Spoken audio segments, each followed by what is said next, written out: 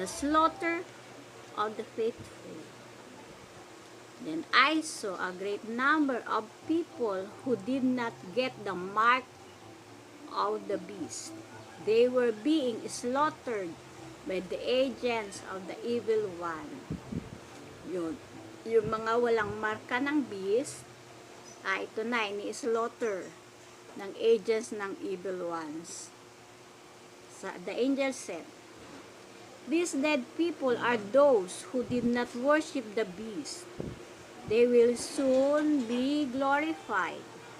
Soon, this underground kingdom will come into this planet and rule the world. Pray much for souls who are still ignorant of this coming chastisement.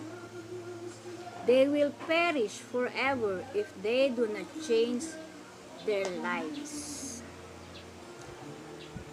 Ayun, ang mga dead people na ito ay ang mga hindi nag-worship sa beast. Sila ay soon i-glorified. At soon, ang underground kingdom, ang natatagong kingdom na ito ay will come out sa planet at irurule ang mundo. Pray much, manalangin ng maigi para sa souls na still ignorant ng dito sa paparating na chastisement. They will perish forever if they do not change their lives.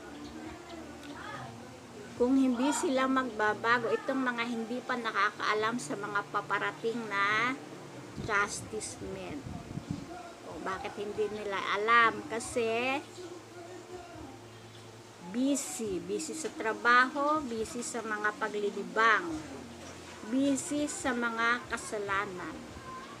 Na ito nga, paparating ang chastisement at nasaan sila. At they will perish forever if they do not change their lives. Kung hindi sila magbabago.